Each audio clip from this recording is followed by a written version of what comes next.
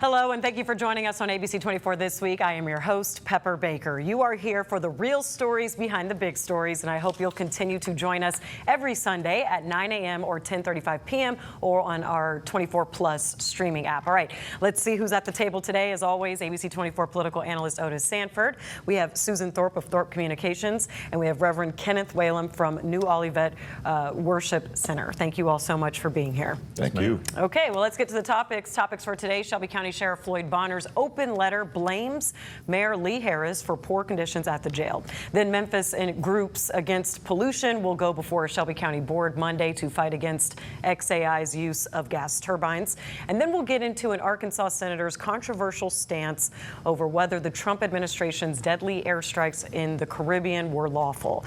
All right, so back to number one. The sheriff's office confirms 12 in-custody deaths this year, ones they say are tied to struggles inmates bring with them, like poverty, addiction, and chronic illness. But a new letter exposes a disagreement between Sheriff Bonner and Mayor Lee Harris over the quality of treatment inmates receive.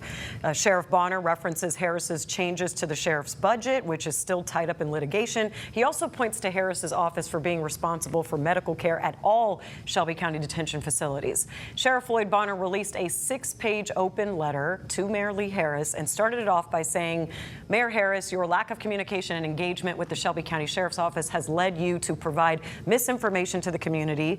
As a former law professor, you should know that I am legally required to operate the jail. Interestingly, you have suddenly decided to pay attention to the problems with the jail after ignoring them for nearly 7.5 years during both of your terms of office."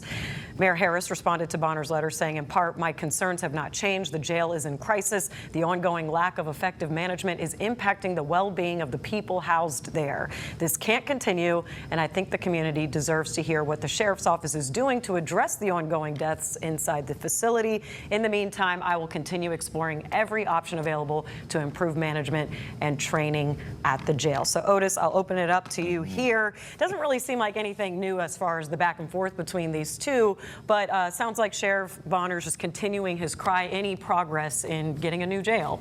Well, right. I mean, this is nothing new. Lee Harris and Sheriff Bonner have been at each other's throats for quite a while. Remember the big fight over the mayor wanting to take away positions that were vacant positions, and Sheriff Bonner didn't like that.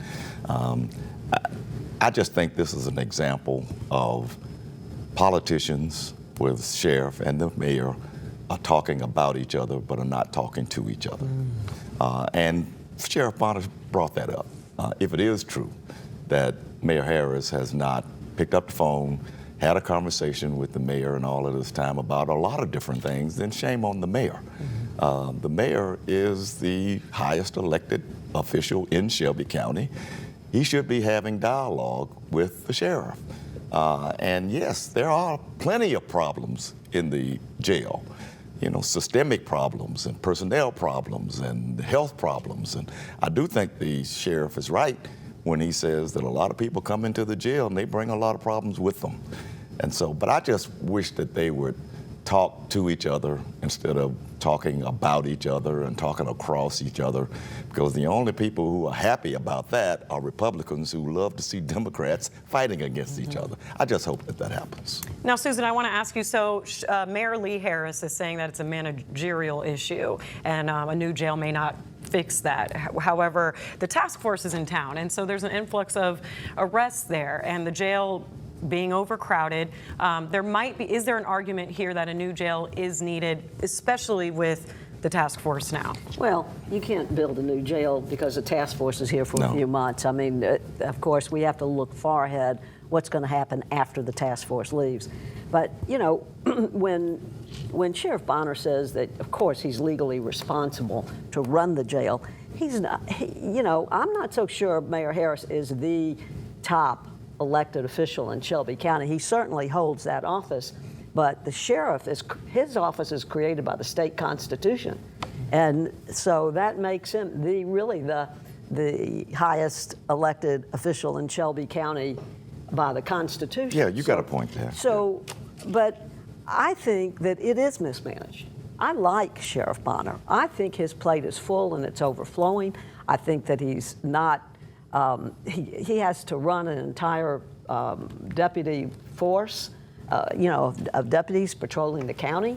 And I think we ought to hire a professional corrections officer to come here and run the jail and take seriously his pleas for a new jail.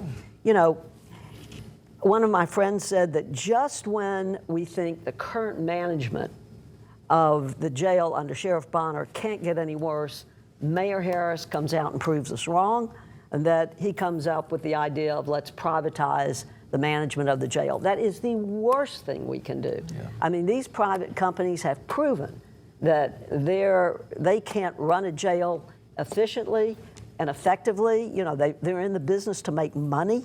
Mm-hmm. And how do they make money? They cut food and they cut staff, and then you have problems. So I think, in all due respect to Sheriff Bonner, I think a professional corrections officer is important rather than the sheriff.